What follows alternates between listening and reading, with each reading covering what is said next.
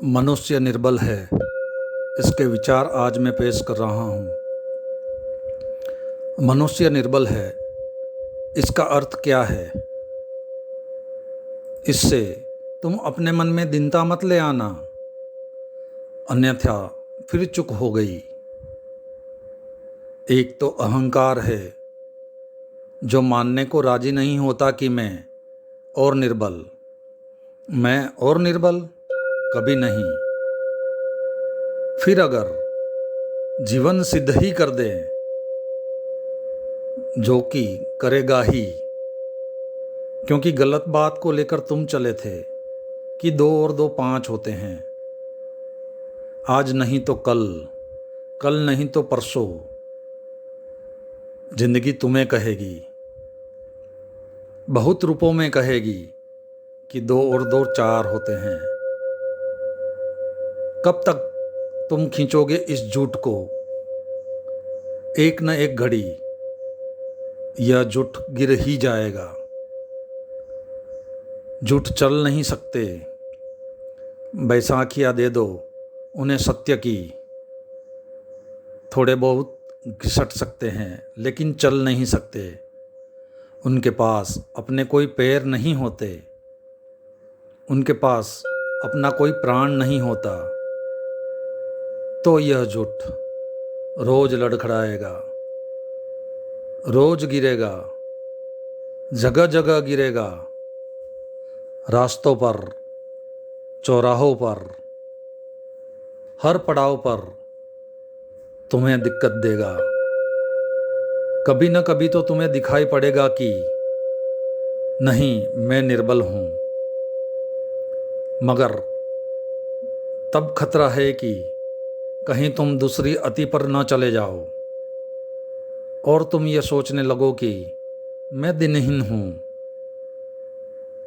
तो फिर अहंकार वापस लौट आया, नई शक्ल में लौटा। पहचान न सकोगे, ऐसा वेश रख कर लौटा। पहले सम्राट होने का दावा करता था, अब भिखारी होने का भाव लेकर लौटा। निर्बल का अर्थ भिखारी नहीं होता। निर्बल का अर्थ इतना ही होता है कि बल का स्तोत्र मैं नहीं हूँ।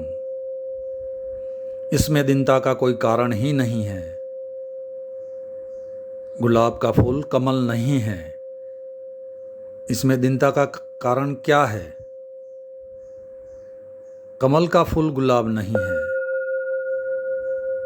इसमें दीनता का क्या कारण है? आंखें सुनती नहीं हैं, इसमें दीनता का कारण क्या है?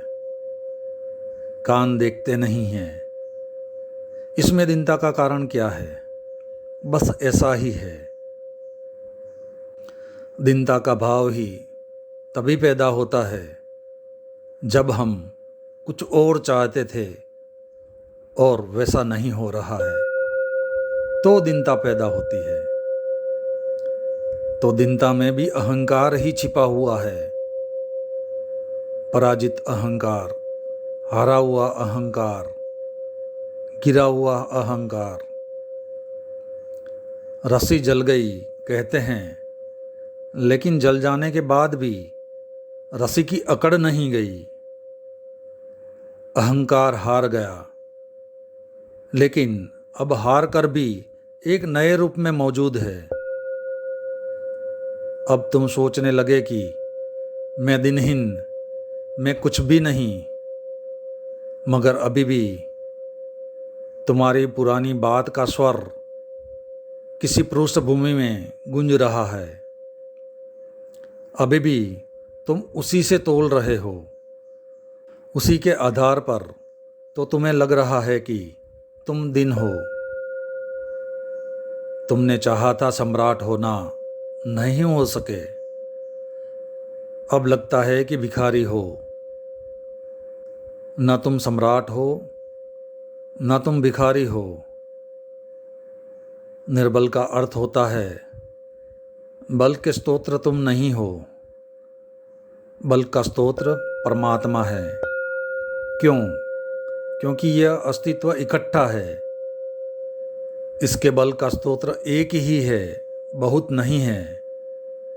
व्यक्ति अपने को अलग मान लेता है, वहीं भ्रांति शुरू होती है, माया शुरू होती है, अहंकार का जन्म होता है। जिस क्षण तुमने समझा कि मैं अलग हूँ इस विराट से, उसी क्षण झंझट शुरू हुई। इससे सिद्ध होता है कि बल का स्रोत एक ही है और वह परमात्मा है, बहुत नहीं।